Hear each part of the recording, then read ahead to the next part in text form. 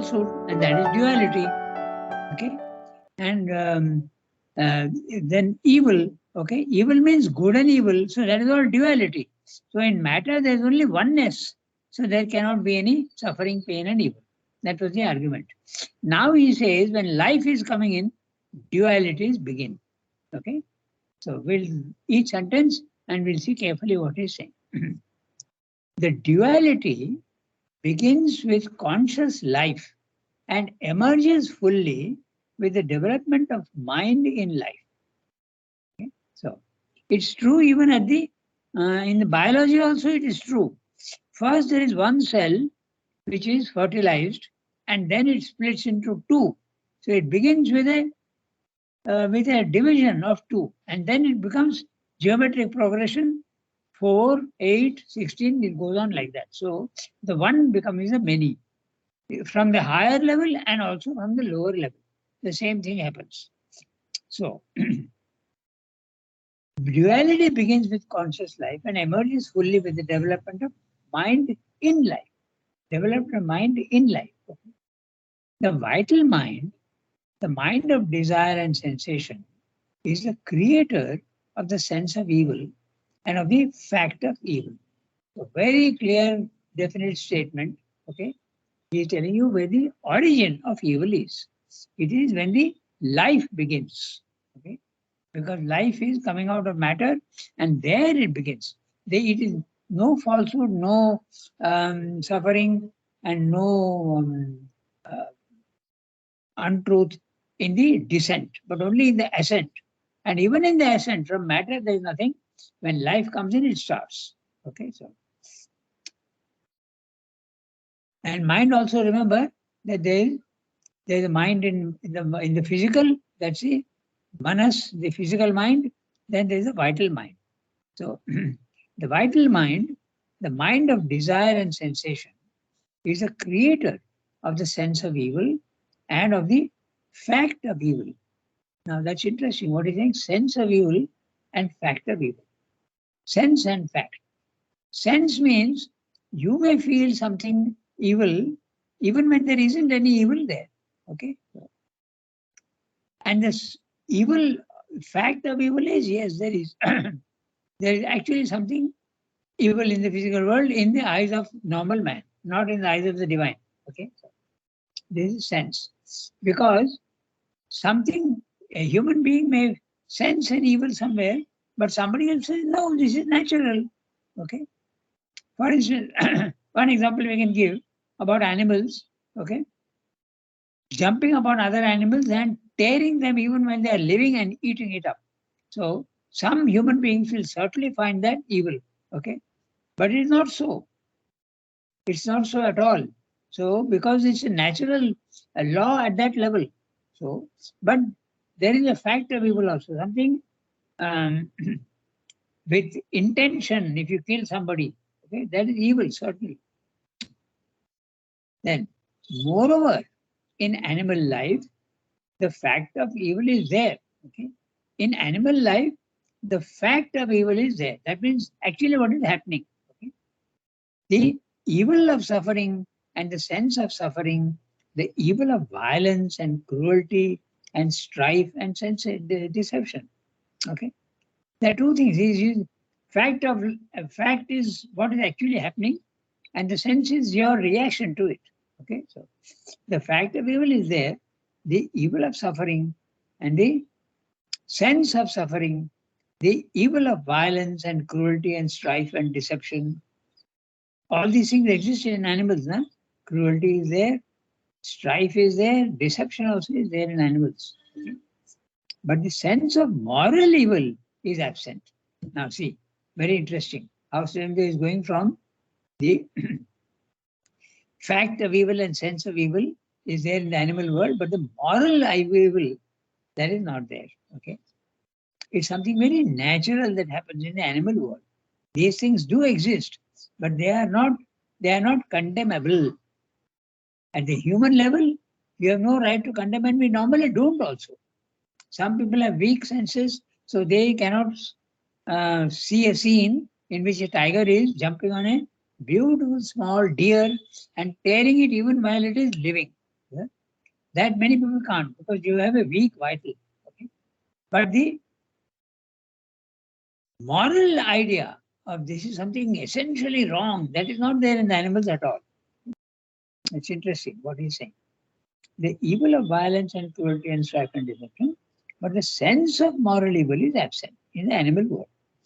In animal life, there is no duality of sin and virtue. Very clear. Because, as I said, the lion is jumping on a deer and eating it up, it doesn't do it with a sense of sin. But if we do it, the sense of sin will come up. Why? Because mind has come up. That's the difference. Okay. Let's see what Sanjay is saying. But it's also true, okay, since I've raised the question, I'll just tell you, in some human beings, this sense of evil also is not there. When they're serial killers, in America it's not at all uncommon, they are almost at an animal level. And one particular serial, I was very struck when I read this. One serial killer was arrested, and when he was questioned as to, don't you feel that you are doing something wrong? He said, absolutely not. So that's at the animal level. Okay. So those who are human beings, but at an animal level, they will not have that sense of moral evil. It's a very interesting thing. Okay. So, because normally a developed man, when he's doing something wrong, he knows that he's doing something wrong and he shouldn't do. And yet he gets pulled into it. But this sort of animal human being, they have no sense of moral evil is not there. Okay. In animal life, there is no duality of sin and virtue. All action is neutral and permissible for the preservation of life and its maintenance and for the satisfaction of the life instincts. So these are things which exist in the physical world, in the animal world, and they are perfectly okay. Okay. The sensational values of good and evil are inherent in the form of pain and pleasure. Sensation value. Sensation means your nerves give you sensations of pleasant and unpleasant. Okay. And from there come the ideas of good and evil. When pain comes, it is evil. When pleasure comes, it is good. It starts from there. Okay. The idea. Mind you, pain and pleasure also are neutral. But the human beings are attributing good to pleasure and pain to evil. In the animal world, even when a dog is, say, a car runs over a dog's leg and he becomes lame, he just continues that the pain he will certainly get in the body, but there's no mind to feel pity for yourself. Okay, so they just go on. They will be limping, but they don't suffer like human beings suffer because it is the mind which is interpreting this and saying it is good and bad. Okay? So this correlation between good and pleasure and evil and pain, it comes at not at the animal level, but at the human level. Okay, are inherent in the form of pain and pleasure, vital satisfaction and vital frustration. But the mental idea, the moral response of the mind to these values are a creation of the human being. See, very, very clear what he's saying. Now, the gradation he has given so beautifully. First of all, there is no duality and therefore nothing in matter. Then when life comes up, it is there, dualities are there. But sense of evil and sense of suffering, all these things are not there. Falsehood is not there. But in man, when mind gets developed, it comes in. Such a clear step-by-step logic he is giving you. 1, 2, 3. Okay? The sensational values of good and evil are inherent in the form of pain and pleasure, vital satisfaction and vital frustration. But the mental idea, the moral response is a moral response. Okay? The fact is there, but your sense, the response of the mind is a sense to these values are a creation of the human being. It does not follow, as might be hastily inferred, that they are unrealities. Okay? Mental constructions only. And that the only true way to receive the activities of nature is either a neutral indifference or an equal acceptance, or intellectually an admission of all that she may do as a divine or a natural law in which everything is impartially admissible. This is where we have to understand this very, very carefully. Okay? He's saying that a human being with pain and pleasure, the idea of moral evil and moral good comes in. Okay?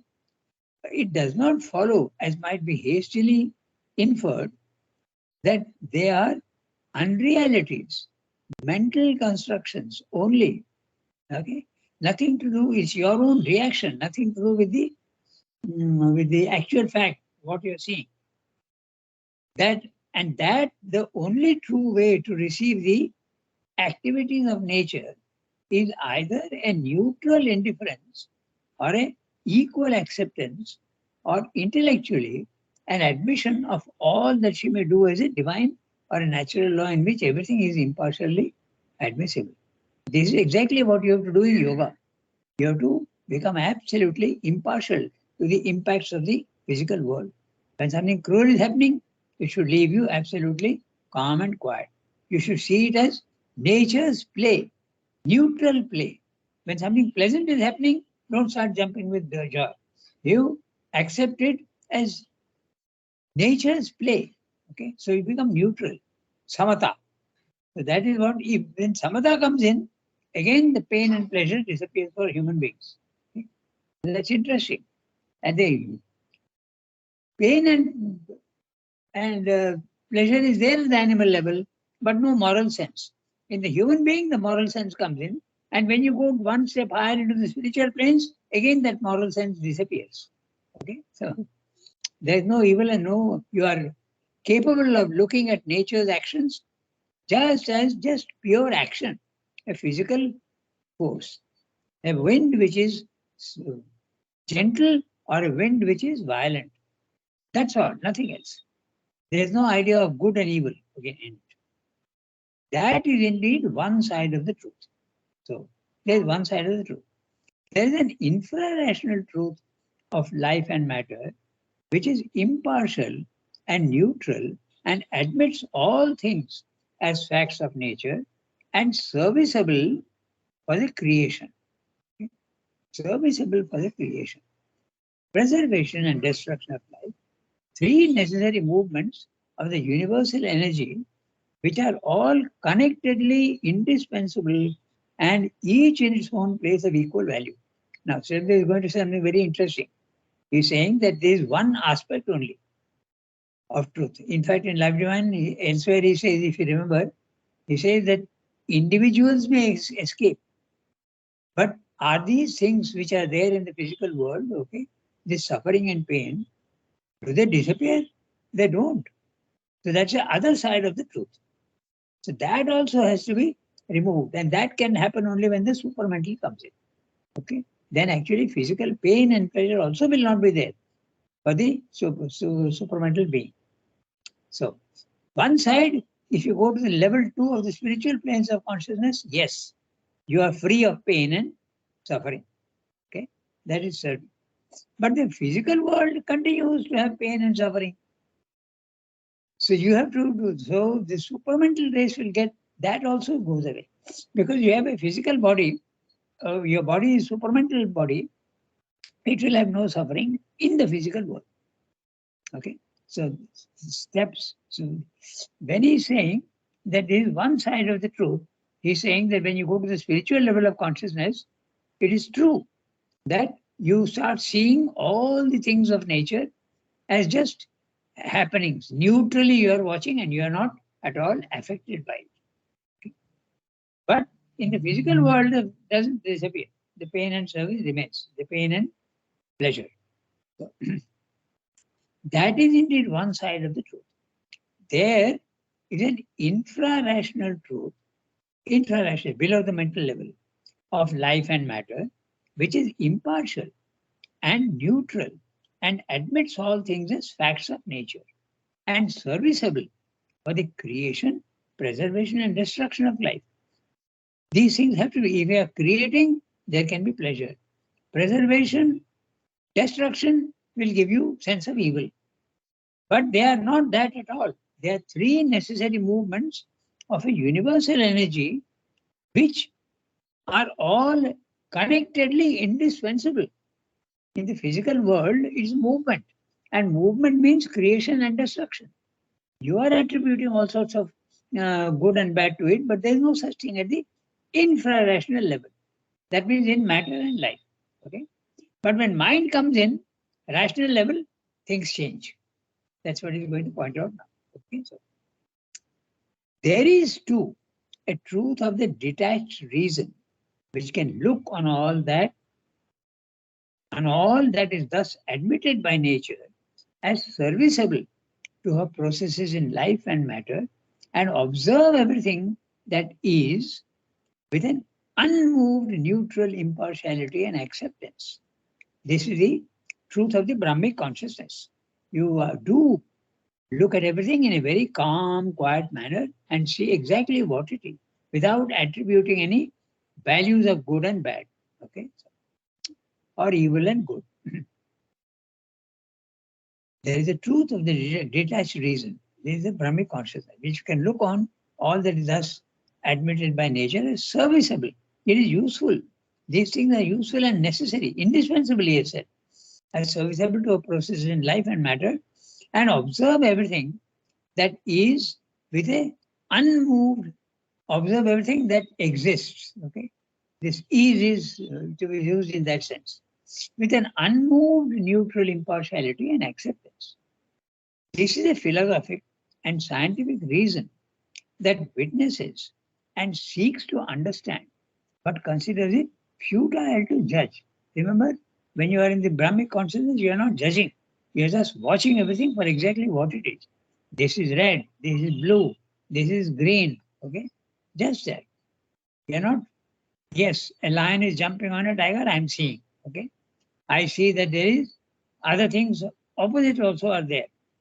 Two animals may even try to save each other. That also is there. Plenty of videos are coming nowadays where sometimes a lion is protecting a deer from other animals.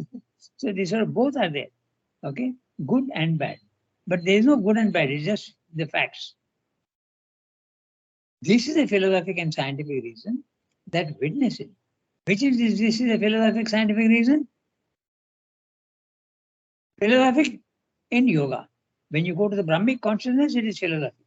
Scientific, when you are observing human animal behavior, the scientist has to become absolutely immune to his sense of pity and sense of good. He has to completely and watch what is happening. If he interferes in the process, then he is not a scientific person. Yeah? So he must observe only what's happening. When a lion is jumping on a deer, he should not start trying to save the deer. So that is scientific reason. That's why he's using. He has to use his observation objectively, that witnesses and seeks to understand, but considers it futile to judge the activities of the cosmic energy. Cosmic energy is acting, I'm just watching and trying to understand. And see how interestingly Surendra has put both, philosophic as well as scientific. In science also, they try to do that. Philosophic, it is automatic. You actually get it. You get the objective observation. In scientific observation, you try to become objective. Okay. I go to the next sentence. There is too a supra-rational truth formulating itself in spiritual experience, which can observe the play of universal possibility, accept all impartially as the true and natural features and consequences of a world of ignorance and inconscience, or admit all with calm and compassion as a part of the divine working. But while it awaits the awakening of the higher consciousness and knowledge, as the soul escaped from what presents itself as evil, is ready with help and intervention where that is truly helpful and possible. Very interesting sentence, and what he means, we'll have a look at it. When you have reached the spiritual consciousness, a guru will not judge you by your so-called negative acts. He will not judge. Okay? He will be just seeing your, not your body, mind, life, but your soul. And he will help you with a calm compassion. I think I gave you once a very interesting example, and I repeat that here because it's very relevant. There is a man in Bihar who was very, very, very devoted to Mother and children. But he had one weakness with ladies. Okay? And see how honest he is. He used to go on sending a telegram every time he failed. Sir, I have failed once again. A telegram, not a letter. This huge pile of telegrams is there in the archives. I have gone through them. So here's this man honestly admitting that he has failed again and again. Does Sri Aurobindo condemn him? Absolutely not. He says, keep trying, keep trying. Okay. Now, if you keep this in your mind, you will see what Sri Aurobindo is saying. Okay. So, a human being will say, oh, useless fellow. He is absolutely no use. Suppose you have got a very bad worker in your company and he goes on making mistakes. They are going to throw him out. You won't tolerate him. But look at this case here. Okay. So everybody is going on encouraging him. Okay? So I read that sentence again. Okay. You'll see very interesting what he's saying. With this, you will understand exactly what he's saying. There is too a supra-rational truth formulating itself in spiritual experience, which can observe the play of universal possibility. All these things are possible in human nature. Accept all impartially as the true and natural features and consequences of a world of ignorance. When you are in ignorance, you are going to make mistakes. And when you make a mistake, you may suffer. All these things are there.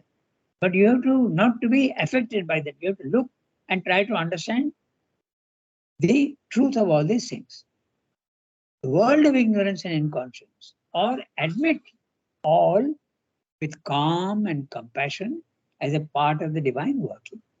Okay? So this is in the Gita also there is very clearly a one phrase which says that the divine does not create all these things. Prabhu na srijati. He does not create all these things at all. It is man who is interpreting all these things.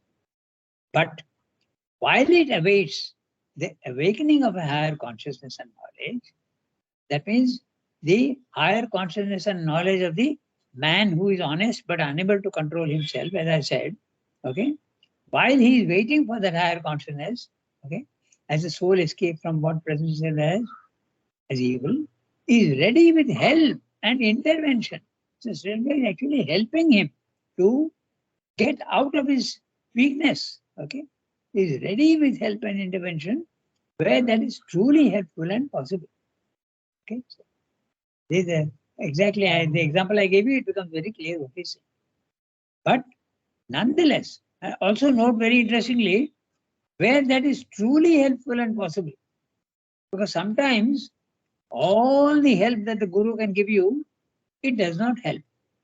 In that case, it's a wasted labor. So therefore, many have been also sent away from the ashram. Okay. So this phrase is so useful. You can see now exactly what Zebra is saying. Where that is truly helpful and possible. Where it is not truly helpful and possible, then they are sent somewhere where they will be more in harmony with their nature and the environment. They are asked to leave the ashram. It has happened many times. Okay. Because it actually a person who is not ready for a spiritual life and comes into the ashram, it can disrupt the ashram life, but it can also harm him. Okay. Just like small children were not allowed into the ashram. However pure and innocent they are, but they are susceptible to all influences. And this powerful spiritual force may harm them. So children were not allowed in the ashram. And I think I gave you one example of that. I saw myself with my own eyes, so I was really surprised. One day, we were going to Mother in a line, okay? And in front of me, 3 or 4 people before in front of me, there was a mother and a small child. He may have been 3 or 4 years old, okay? Maybe 4 or 5. I don't remember, but I saw. As we started approaching the mother, this child started becoming fidgety. Okay. And he was trying to, and the mother was like catching him and bringing him back into the line. Okay. But finally he could not. He just ran away because he couldn't bear that pressure. So where it is truly helpful and possible, the divine will put the power and do whatever has to be done. But where it is not truly helpful, the person receiving is not capable of receiving, it's of no use. Okay, so this phrase is so interesting. If you had not put it, this idea would not have come up, this discussion. Okay, but nonetheless, there is also this other middle truth of consciousness which awakens us to the values of good and evil and the appreciation of their necessity and importance. Okay. Now, he is talking of the other thing. He is talking of, suppose you have a sense of good and evil. Is the sense of good and evil valid? Does it help you? That's what he's asking. If you are a spiritual consciousness, you don't see good and evil. That's one way. Okay. We come back to that basic fact of the spiritual life, that at every level, the way you see things goes on changing. So at the material level, there is no suffering. No suffering, no evil, no falsehood. You come to life, all these things come up, but there is no sense of moral wrong and right. Come to the mental level, it is there.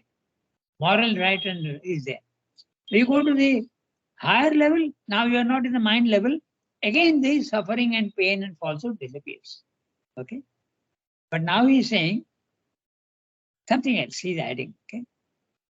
But at the mental level, when we are in the pain and suffering and falsehood and evil is there, does it have a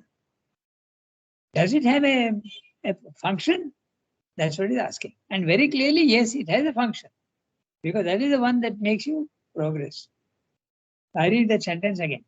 But nonetheless, there is also this other middle truth, the normal man. Because the higher truth in the spiritual plane, no evil, no falsehood, no suffering. Lower level in the matter, no evil, no falsehood, no suffering. Middle level, at the mental level, truth of consciousness which awakens us to the values of good and evil and the appreciation of their necessity and importance. Do they have a function? Are they necessary? This awakening, whatever may be the sanction or the validity of its particular judgment, is one of the indispensable steps in the process of evolutionary nature. So now he's saying something very interesting. He's saying that which you considered suffering and evil, even that has got a function. It is actually helping you. So look at the way Swami is going step by step. Okay. He's saying even that will help you. So this is what the para is saying. I just read out the summary of the para. Okay. So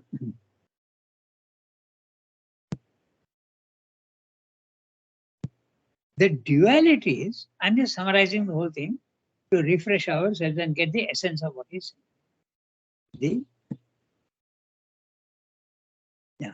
the dualities do not exist in matter.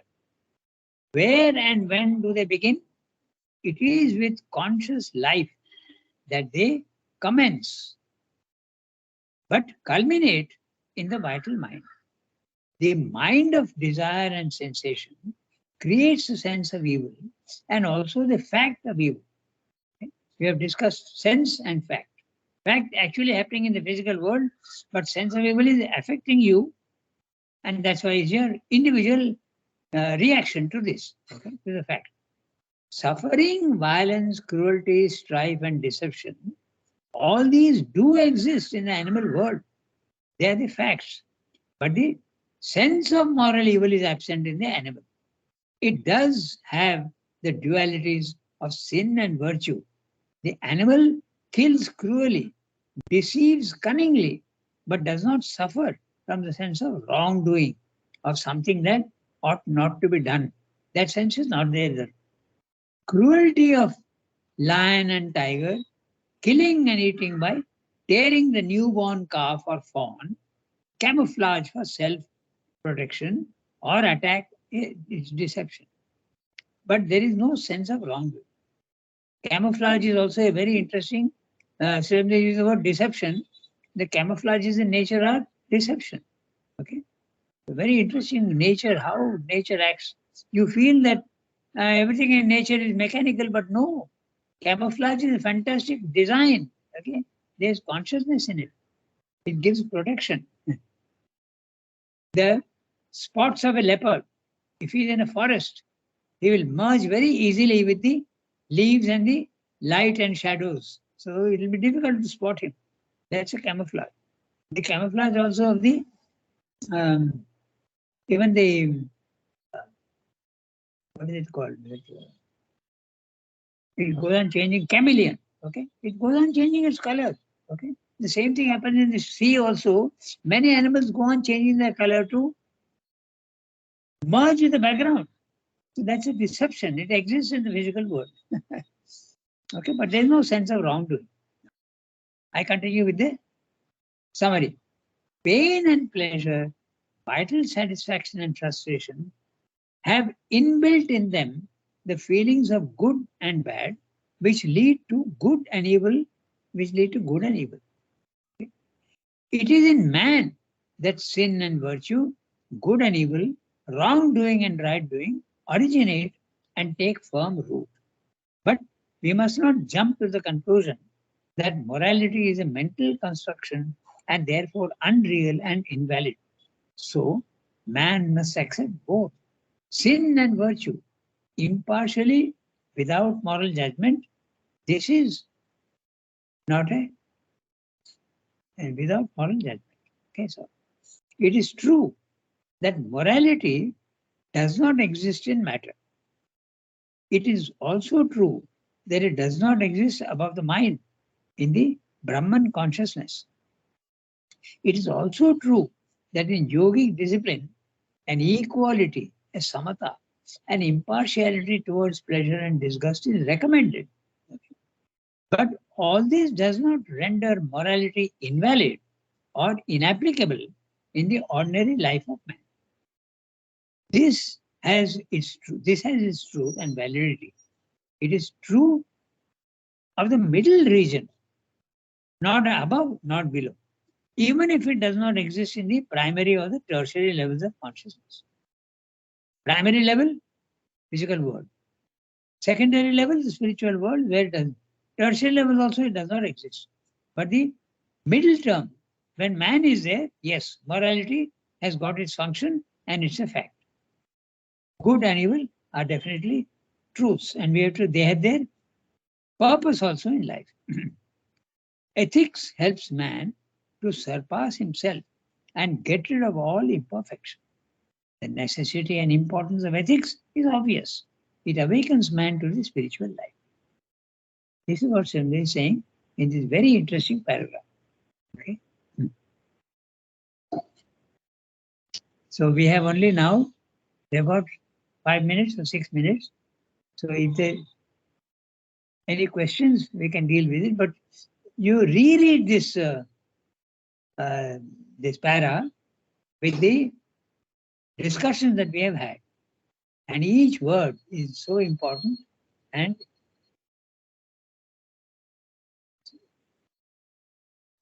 quite subtle, okay? Because at each level there's a truth and there's a wrong way of looking at it and a right way of looking at it. So now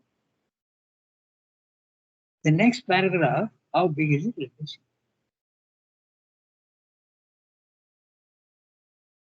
It's not very big. We can read the para, I think. Who will read? Okay, Rangaja. Okay, go ahead, read. But from what then? It's really interesting, but this Yes, very it's so new, a very new yeah. aspect. When like we can't even.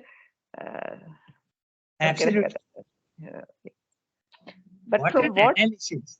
Yes. Yes, what I mean, this aspect or this perspective is you can't even think about it, rationally or with your mind. Exactly. And, And I think we yes, Shilpa, you're saying something. I think that we take evil and good according to our benefits and our side.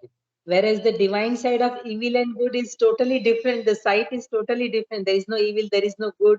Everything is according to them is a perfect and this thing. Whereas we judge everything from our side. Totally wrong deception. I don't know. Means and that's why we suffer.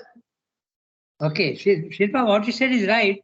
But when you say our side, the our can be at a material level, it can be at an animal level, it can be at a mental level, it can be at a supramental level. So it goes on changing. Mostly material level and this level only, because that is the world at present I am living with. Means I want to overcome of it, but I am living with material and this very low level.